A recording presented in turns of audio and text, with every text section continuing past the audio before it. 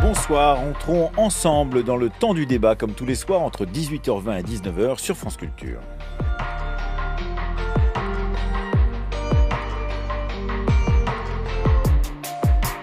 À l'ordre du jour, ce soir, qu'est-il arrivé à la démocratie britannique ? Depuis 3 ans maintenant, l'Europe, mais aussi la Grande-Bretagne, vivent à l'heure du Brexit. Sortira pas et dans quelles conditions ?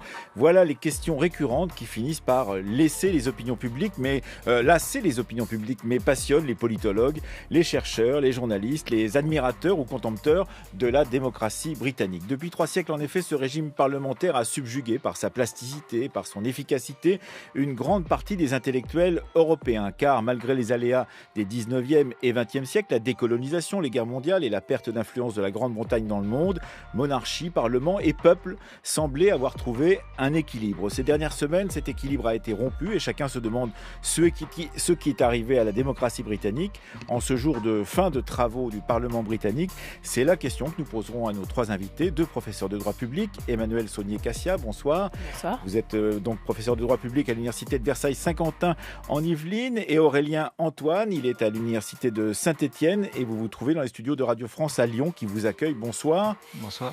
Et ainsi que Adrien Rod, il est maître de conférence en civilisation britannique et du Commonwealth à Sciences Po Saint-Germain et à l'Université Versailles-Saint-Quentin en Yvelines. Bonsoir. Bonsoir.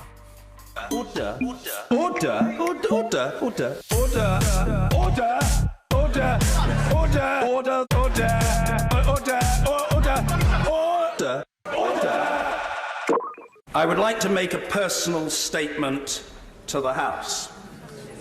At the 2017 election, I promised my wife and children that it would be my last.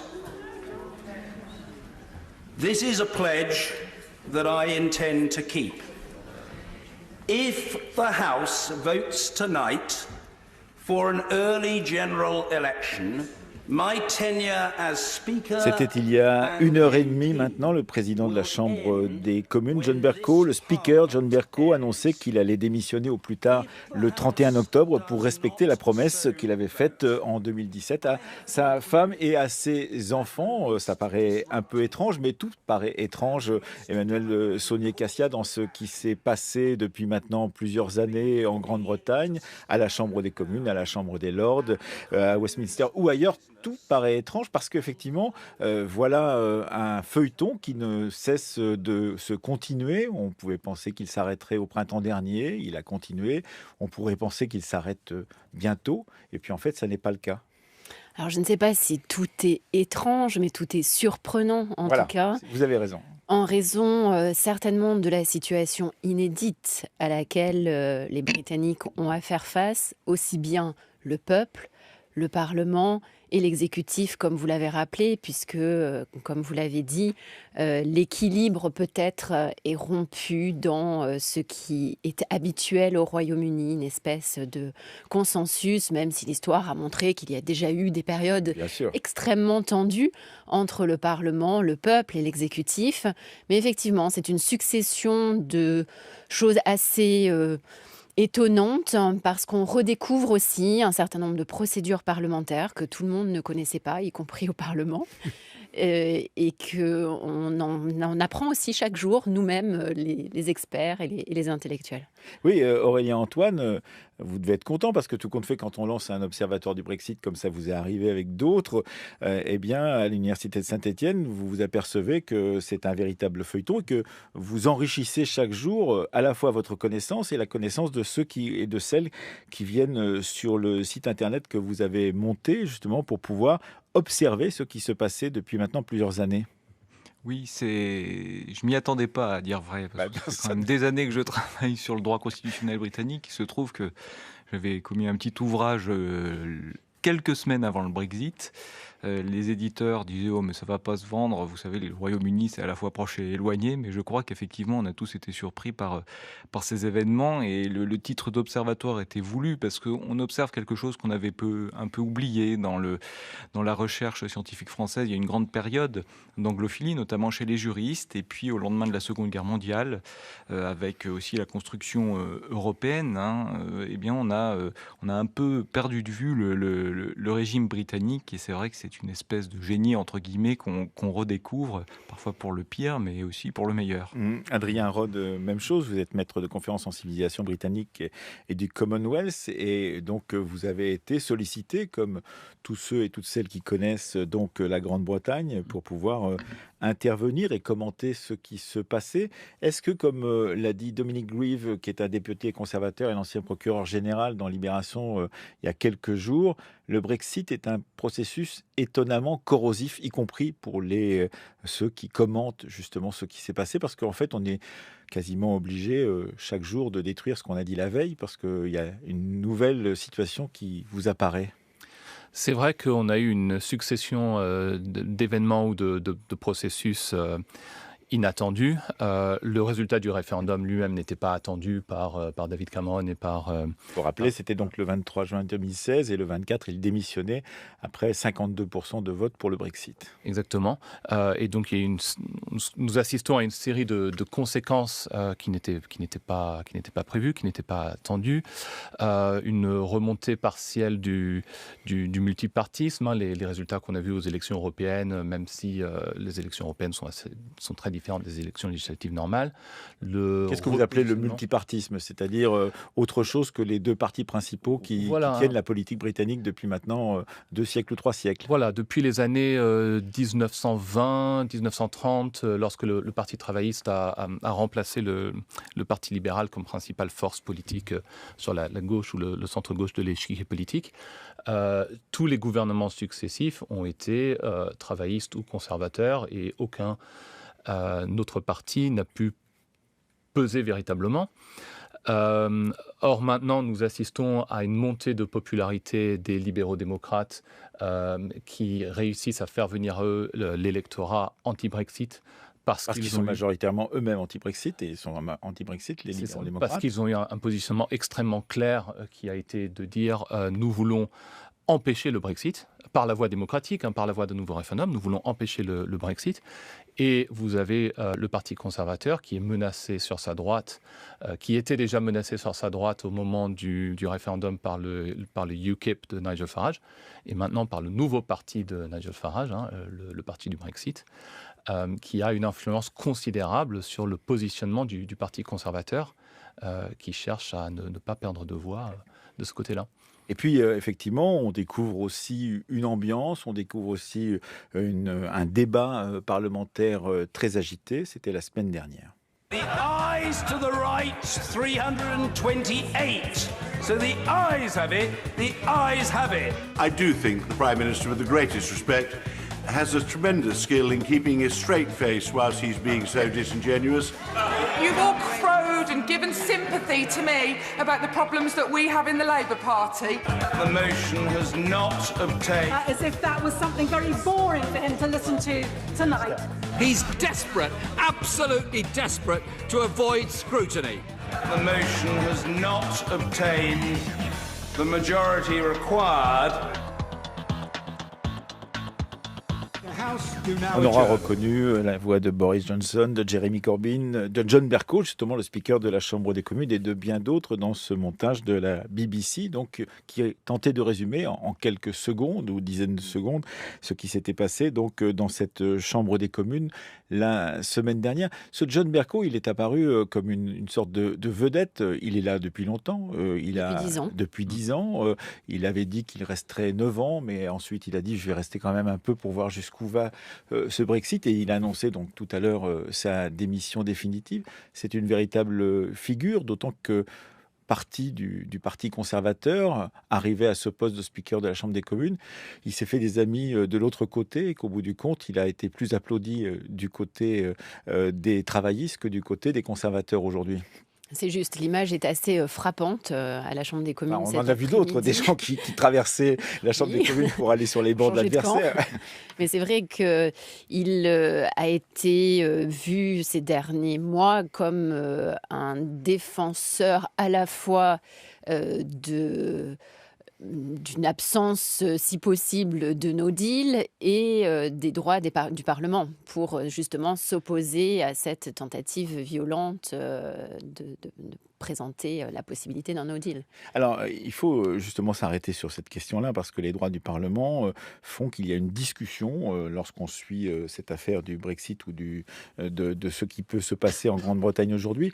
Il y a une discussion entre justement des gens comme vous, qui sont spécialistes de droit public, de droit constitutionnel, pour essayer de comprendre ce qui est en train de se passer. Il y a eu un grand débat sur cette interruption des séances du Parlement à partir de ce soir jusqu'au 14 octobre, voulu par Boris Johnson. Est-ce que c'était constitutionnel? Est-ce que ça ne l'était pas? Mais en tous les cas, il y a une discussion sur ce qu'est le parlementarisme et ce qu'est l'appel au peuple, tel que Boris Johnson veut le faire Emmanuel Sonia-Cassia. Oui, alors attention, ce n'est pas simplement une interruption. On n'a pas de mot équivalent finalement en termes de prorogation en français, parce que c'est ni une prorogation, c'est un mot ami, ni une suspension, c'est tout s'arrête. C'est-à-dire qu'à la différence d'autres possibilités de suspension des travaux, tout s'arrête, y compris dans les commissions permanentes. Le travail à la Chambre des communes et à la Chambre des lords est complètement gelé dans une prorogation. Normalement, ça se fait au printemps, entre 2 sessions parlementaires, ça dure quelques jours, et là, ça va durer 5 semaines. Ou quelques semaines, ça peut aller jusqu'à 2 semaines, prolongées ou pas par l'interruption due aux conférences des partis politiques. Mais là, c'était effectivement une interruption d'une très grande durée, inhabituelle, et qui a crispé les parlementaires, parce que si la procédure est constitutionnelle en tant que telle et ne viole aucune règle constitutionnelle... Certains ont tenté de faire croire que c'était possible que ce soit un viol de la Constitution, et en fait, on a dit non, ça n'en est pas. En tout cas, on a dit non, on n'a pas encore le nom final juridictionnel, puisque les premières juridictions se sont prononcées à la suite de 3 recours qui ont été déposés, et notamment par Madame Miller, qui a fait beaucoup pour les droits du Parlement par un premier recours, et qui a fini par être jugé à la Cour suprême en 2016. Mais il va y avoir un arrêt de la Cour suprême prévu le 17 septembre.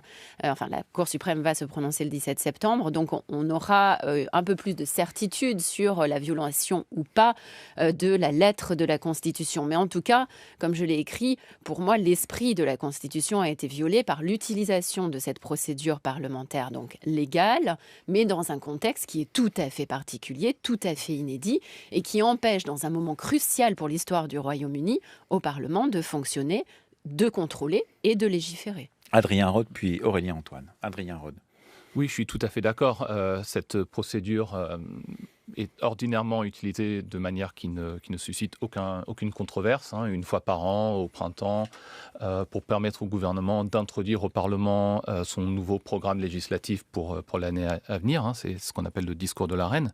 Ce qui est particulier ici, ce qui est totalement inédit et ce qui a fait scandale, c'est la politisation de cette procédure et le fait de l'utiliser donc à un moment crucial pour gêner le Parlement, pour rendre plus difficile la tâche du Parlement au moment où les députés devaient pouvoir avoir leur mot à dire et contrôler l'exécutif, ce qui est leur rôle.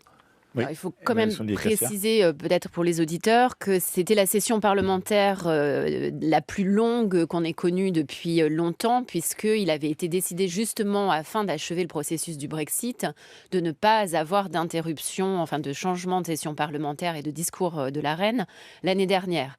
Donc il y a quand même cet élément aussi assez inédit, qu'on a eu une session parlementaire extrêmement longue par rapport à d'ordinaire.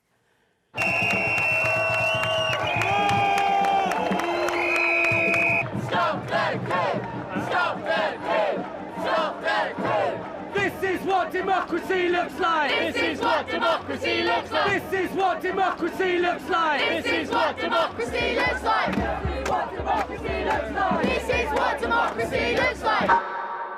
Voilà, des manifestations à Londres le 31 août, après l'annonce justement de Boris Johnson de suspendre, on ne dit pas suspension, on ne dit pas prorogation, on ne sait pas comment on dit d'ailleurs, de ce Parlement. Et d'ailleurs, en l'occurrence, Aurélien Antoine, quand on dit le Parlement, c'est la totalité du Parlement, ce sont les 2 chambres, Chambre des communes et Chambre des lords, qui sont suspendues à partir de ce soir, c'est cela ?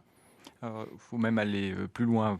Petit point historique, le Parlement au Royaume-Uni, c'est le monarque en son Parlement. C'est-à-dire qu'on y inclut même le monarque. Oui, alors c'est effectivement la Chambre des communes et la Chambre des lords. Je reviens juste sur le terme prorogation, parce qu'il existe des occurrences en langue française de prorogation qui ont le même sens que ce qui se passe au Royaume-Uni. Donc on peut avoir des bennes de juristes entre collègues, mais après avoir fait des recherches dans le cadre de mes articles pour l'Observatoire, le mot prorogation, qui n'est pas un prolongement, a un second sens qui peut conduire à la suspension, notamment dans des clauses contractuelles, mais enfin bon bref.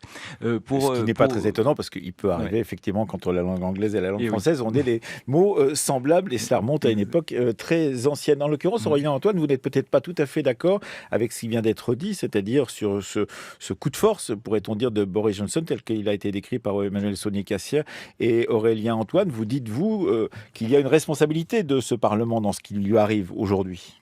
Oui, alors je partage quand même l'idée parce que je l'ai écrit également, qu'il y a une atteinte quand même à l'esprit de la Constitution en voulant brider le Parlement. Moi, je me place vraiment sur un aspect juridique de droit constitutionnel.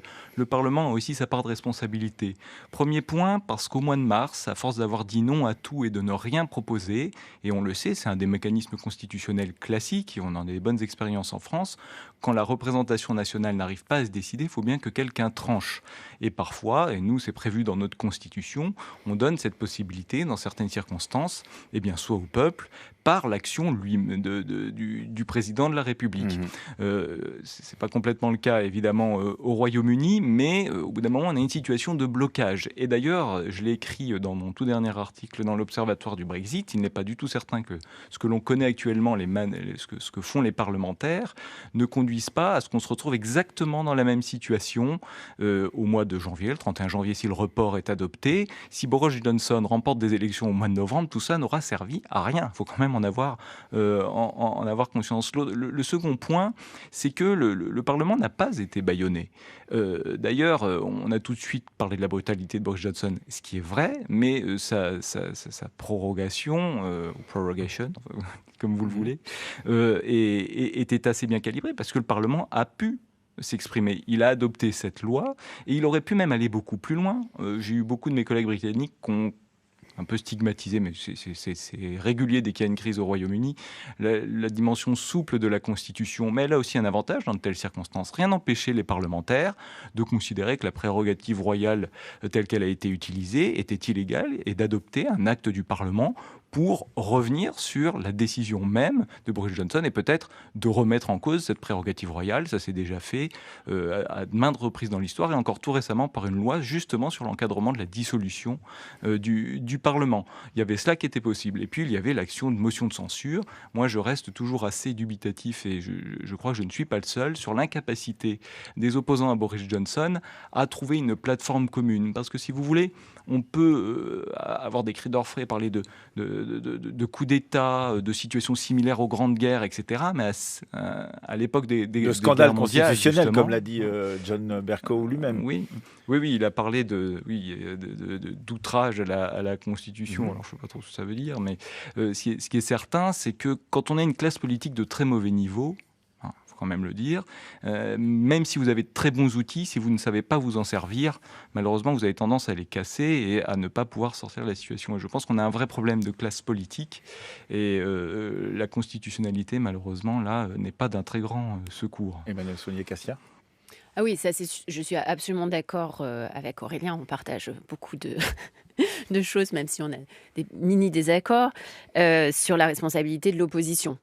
Je pense que Il y avait une présentatrice, je crois, c'était sur Channel 4, il y a deux ou trois jours, qui disait, en fait, on a un Premier ministre qui ne voulait pas d'élection, qui en demande. On a un leader de l'opposition, Jeremy Corbyn, qui demandait des élections et qui n'en veut plus aujourd'hui. Voilà, ça, c'est la politique britannique. Alors, c'était un peu un trait d'humour. Ça a été repris en boucle par de nombreux journalistes, d'ailleurs, cette dialectique.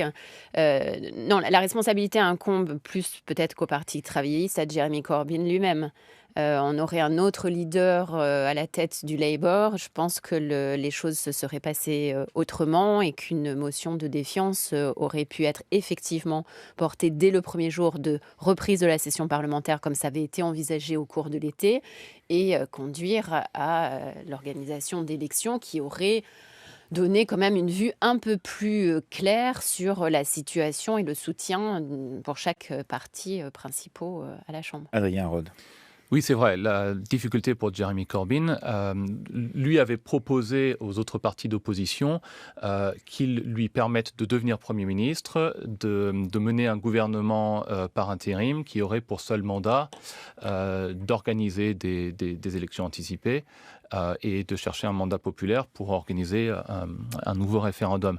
La difficulté pour lui, c'est effectivement qu'il n'est pas soutenu, il n'est pas soutenu par une bonne partie des membres de son propre parti, par une large majorité en fait, des membres de son propre parti à la Chambre des communes, et que ce soit le Parti libéral-démocrate ou que ce soit les centristes du Parti conservateur, ils ont refusé absolument de lui donner les clés du number 10 Downing Street, comme on dit. Mais il faut dire aussi que le leader qui est Boris Johnson n'est pas soutenu non plus par la totalité de son propre parti, donc c'est assez complexe. Il est même clairement minoritaire au sein de son propre parti. Oui. Maintenant, la position de l'opposition de Jeremy Corbyn et des autres partis d'opposition maintenant, qui est de refuser qu'il y ait lieu des élections tout de suite, se comprend tout à fait. Parce qu'on peut en discuter d'un point de vue éthique, si vous voulez, de ne pas vouloir faire un recours au peuple tout de suite. Mais il est évidemment dans l'intérêt de Boris Johnson d'avoir des élections à la mi-octobre, donc avant le 31 octobre et avant le Conseil de l'Union européenne, les 17 et 18, pour qu'il apparaisse toujours comme l'homme fort du Brexit et qu'il ait un mandat. Si Boris Johnson ne parvient pas à sortir de l'UE au 31 octobre, il est extrêmement affaibli. Et il va perdre des voix et des sièges du côté de chez Nigel Farage. Fuck the European Union, even though we must admit we would all be batshit crazy. France Culture, le temps du débat, Emmanuel Laurentin. Un temps du débat consacré à la démocratie britannique avec un extrait du Last Week Tonight de John Oliver sur HBO, la télévision américaine, un Fuck the European Union. Donc il faut rappeler que John Oliver est un animateur de télé américaine, mais qu'il est né en Grande-Bretagne, en Angleterre, et que donc il s'intéresse comme beaucoup à ce qui est en train de se passer sur place. Venons tout de même à cette question du peuple tel qu'il est utilisé dans le discours contemporain, Emmanuel Saunier-Cassia. Alors, est-ce que c'est si nouveau que cela? Je ne sais pas, mais en tout cas, faire rentrer le peuple comme arbitre de questions qui sont au départ parlementaires, est-ce qu'on a le droit de le faire rentrer tel qu'on veut le faire Boris Johnson? En tout cas, c'est une véritable discussion et cela permet de se plonger dans la longue histoire de la démocratie britannique, en particulier de cette démocratie parlementaire, puisque théoriquement, cette démocratie est huilée, fonctionne bien et qu'on peut justement lui faire confiance pour pouvoir surmonter les crises. Oui, toute la difficulté dans le débat actuel tient au fait que l'on a utilisé un outil qui devient un peu plus courant au Royaume-Uni, mais qui n'a pas évidemment l'ancestralité de la légitimité parlementaire et de la souveraineté parlementaire, qui est l'instrument du référendum. Et un référendum qui n'est pas exactement semblable au référendum tel qu'on l'utilise en France, parce qu'il n'est pas supérieur, d'après ce que j'ai cru comprendre, à la décision parlementaire. C'est-à-dire qu'il n'a pas de caractère contraignant. Impératif. Voilà, c'est-à-dire que le résultat du référendum n'engage pas le pouvoir à donner effet au résultat du référendum. Mais évidemment, entre le droit et la politique et la réalité à accorder au résultat du scrutin, il y a évidemment un monde. Et il faut rappeler aussi que les résultats étaient très serrés. 17,4 millions de voix en faveur du Leave et 16,1 en faveur du Remain. Et la difficulté vient aussi de là, c'est-à-dire qu'on est dans un résultat extrêmement serré sur une question extrêmement simple qui a été posée. Alors que la question n'était pas simple. Sortir de l'Union européenne au bout de plus de 40 années d'existence sans se poser la question de comment on sort, en ayant asséné des mensonges pendant toute la campagne électorale pré-référendaire, indiquant qu'on peut sortir comme cela du jour au lendemain sans difficulté, notamment sur le plan juridique. Évidemment, c'était un pari perdu d'avance sur le plan de la présentation au peuple de ce qu'est la réalité de ce sujet. Et ce peuple, on sait qu'il peut être utilisé dans tous les pays européens pour pouvoir justement se prévaloir justement d'une légitimité supplémentaire. Ce peuple, il est mobilisé. On est ennemi du peuple, par exemple, depuis maintenant 2016 à cause de la décision Miller, donc de la Cour suprême. On est ennemi du peuple parce que justement, on considère que ces juges qui ont dit que le Parlement devait statuer sur tout accord, eh bien, ce sont des ennemis du peuple. On trahit la volonté du peuple, en l'occurrence Aurélien Antoine, et on se dit c'est curieux de le voir surgir de cette manière, ce peuple qui, d'une certaine façon, dans cette démocratie britannique, était plutôt mis à l'écart, puisque tout se passait justement dans cette représentation par l'intermédiaire de la Chambre des communes, de la Chambre des lords et de la monarchie parlementaire. Oui, alors peut-être un élément historique dans toute l'histoire constitutionnelle britannique, le recours au référendum au niveau de l'ensemble du Royaume-Uni, j'ose pas dire la nation britannique, parce que bon, comme il y a un certain nombre de nations dans le Royaume-Uni, c'est pas forcément très clair, mais sur l'ensemble du Royaume-Uni est effectivement très rare. Au niveau local, on avait beaucoup plus de pratiques de ce type de consultation, et il est vrai que la culture au niveau national, je vais dire, est récente. Il ne faut quand même pas oublier que le premier référendum à l'échelle du Royaume-Uni, de l'ensemble du Royaume-Uni, c'est sur l'adhésion de l'Union européenne. D'ailleurs, se replonger dans les débats parlementaires de l'époque, ce que je suis en train de faire dans le cadre de mes recherches en ce moment pour un futur ouvrage, est tout à fait passionnant parce qu'on se rend compte que toutes les problématiques, notamment quand on se plonge dans les Hansard, ces recueils des débats parlementaires, qui sont évoqués aujourd'hui sur la souveraineté du Parlement, sur prendre le contrôle, sur les arguments économiques, étaient déjà présents. Et on oublie un peu souvent qu'à l'époque, on parlait déjà aussi beaucoup du peuple, des peuples britanniques, et que finalement, c'était aussi très difficile, cette adhésion. Elle a été extrêmement rude pour les Britanniques dans un contexte particulièrement compliqué. Oui, Adrien Roth, tout de même, ce qui complique encore les choses pour la compréhension, c'est qu'il y a des brexiteurs de droite conservateurs, il y a des brexiteurs de gauche, parmi eux, par exemple, le très grand historien qui est Robert Holmes, brexiteur de gauche, qui considère que tout compte fait, faire appel au peuple, c'est normal, puisqu'il est historien de la commune, et il pense qu'on peut justement aller au-dessus du Parlement, parce que ce Parlement, dit-il, jusque dans la fin des années 20, il est devenu véritablement démocratique à ce moment-là, mais qu'auparavant, c'était une coalition d'intérêts qui n'était véritablement pas démocratique, et donc que ce Parlement, qui se targue d'être une vieille institution, est une institution, à ses yeux, un tout petit peu biaisée. C'est ce que dit Robert Holmes, mais voilà. Oui, c'est vrai que le Parlement n'est pleinement démocratique qu'à partir de 1928. C'est la date où les femmes obtiennent les femmes qui n'avaient pas encore le droit de vote l'obtiennent au même titre que les hommes. On peut difficilement reprocher au Parlement britannique des siècles antérieurs de ne pas avoir été pleinement démocratique. Non, mais il dit qu'il y a eu un mythe parlementariste qui a été forgé au 19e siècle et qu'au bout du compte, on y a cru pendant un assez longtemps, et qu'au bout du compte, il est encore dans la tête de tous les hommes politiques britanniques, se disant plus vieille démocratie européenne, avec ce parlementarisme qui est instauré depuis au moins 3 siècles. Alors, il y a des éléments de mythe si on considère que les origines du Parlement équivalent aux origines de la démocratie, ce qui effectivement n'est pas vrai. Pendant très longtemps, seule une très petite minorité d'hommes avaient le droit de voter et d'être représentés. Mais le Parlement a eu pour origine de défendre certains droits de la population, de contrôler, de brider le monarque.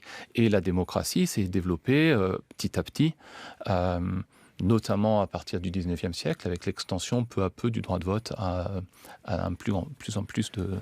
Et de permettre un équilibre des pouvoirs, finalement. Voilà. C'est-à-dire d'empêcher un autoritarisme qui pourrait être une tentation de tout gouvernement ou de tout exécutif. Et il y a plusieurs épisodes historiques qui l'ont montré. Le Parlement a fait l'objet de tentatives de restriction de ses propres compétences, et notamment la Chambre des Lords, dont on ne parle pas beaucoup ces derniers temps, mais qui est aussi un élément très important de ce Parlement britannique. Avec un changement progressif, et là, plus récent, alors avec un changement de la nature des Lords. Effectivement, mais avec aussi une volonté de brider son opinion, sa participation au processus de contrôle et au processus législatif.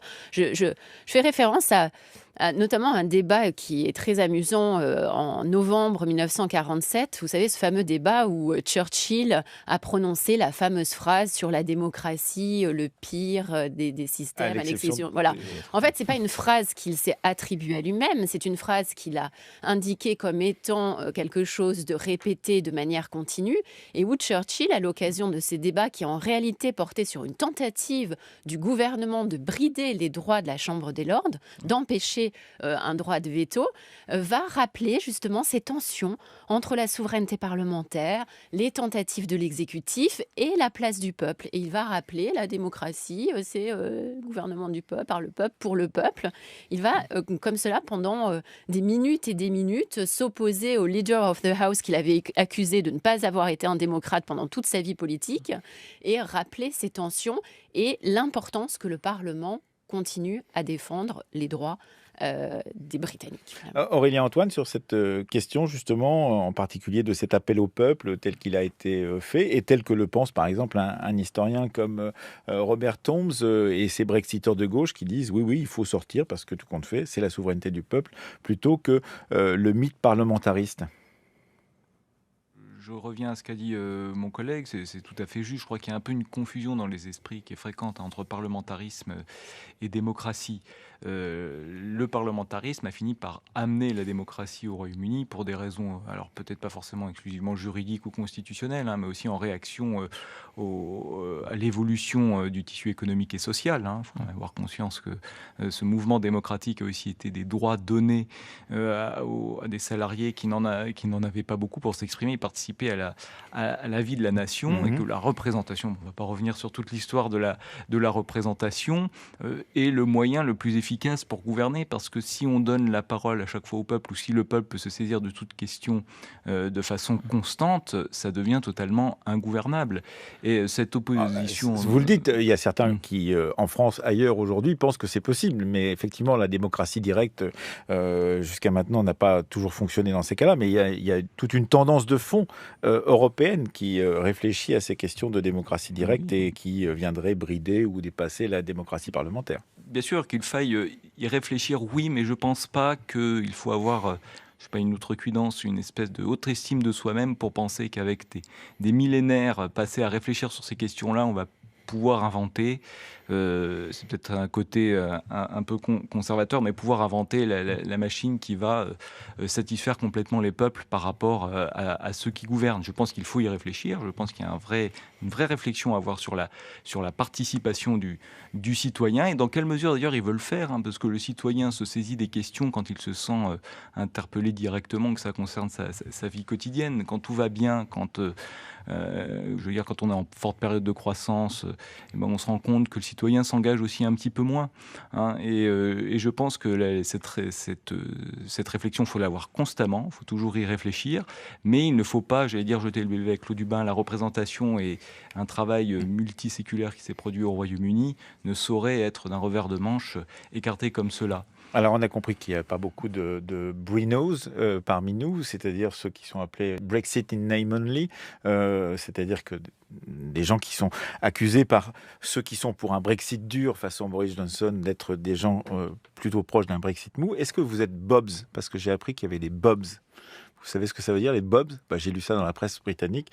Board of Brexit. Est-ce que vous êtes fatigué du Brexit, Emmanuelle Sonia Cassia ? Ah non, je suis une Brexit addict complètement assumée. Lassée de 3 ans. Vous n'êtes pas lassée de 3 ans de débat ? Non, je ne suis pas lassée, je suis fatiguée, mais je ne suis pas du tout lassée. Chaque jour apporte son lot de réflexions juridiques et politiques, donc je ne suis pas lassée. Et vous non plus, Adrien Rod ?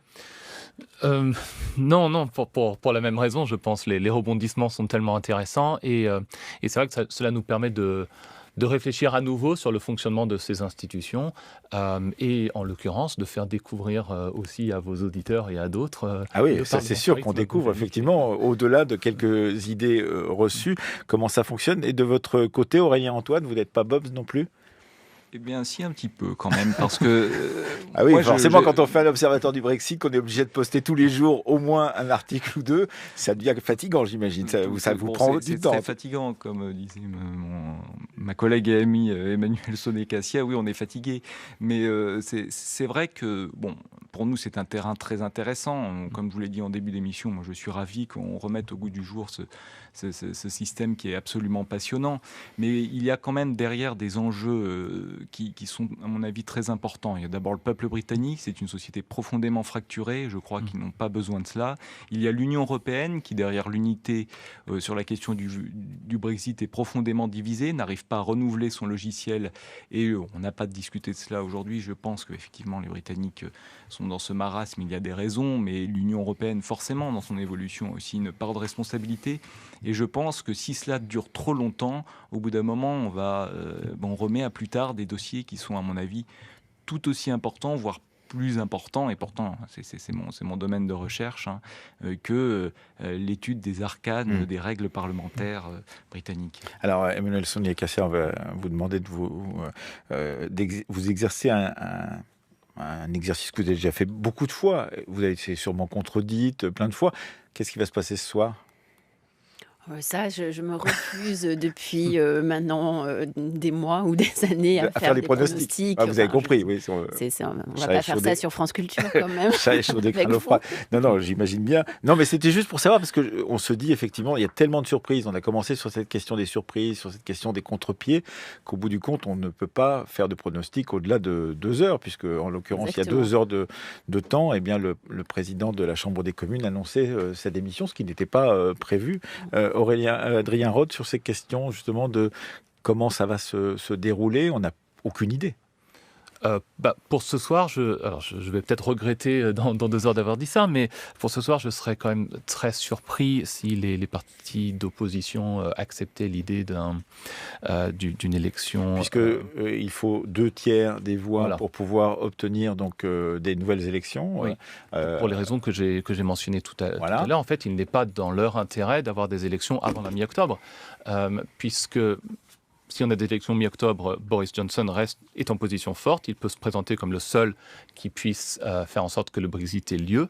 S'il a une majorité conservatrice à la Chambre des communes ressortant d'une élection à la mi-octobre, ça lui permettrait d'annuler la loi Benn, la loi qui empêche une sortie sans accord, de se défaire du parti du Brexit et d'avoir à peu près les mains libres à la Chambre des communes. Donc les partis d'opposition ont tout intérêt à faire en sorte que les élections n'aient pas lieu avant le mois de novembre. Ça veut donc dire, Aurélien Antoine, qu'on est en attente, qu'on est dans la surprise potentielle, qu'on ne peut rien dire, que la semaine prochaine, dans 1 mois, dans 2 mois, dans 3 mois, vous serez peut-être autour de ce micro pour pouvoir à nouveau reparler de ce Brexit ?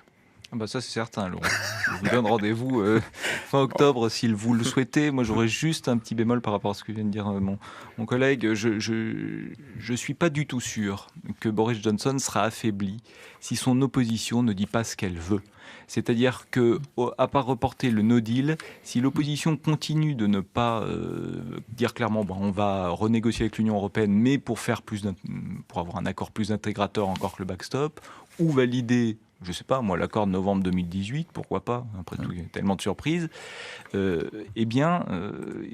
il n'y aura pas d'alternative à ce que propose Boris Johnson. Et les électeurs, ils veulent des choix clairs. Si ce choix n'est pas clair du côté de l'opposition de Boris Johnson, je crains que ce soit le 16 octobre ou le 16 novembre, ça ne change pas grand-chose. Et peut-être le 17 décembre, date prévue pour vous, Emmanuelle Sonnet-Cassia, pour la publication chez LGDJ de votre Brexit et l'avenir de l'Europe. C'est un sale coup quand vous faites là, Emmanuel Laurentin. Donc voilà, on peut attendre encore un peu plus tard et votre éditeur attendra sûrement que tout cela soit terminé pour pouvoir avoir votre livre. Merci à tous les 3 ce soir d'être venus parler justement de cette démocratie britannique.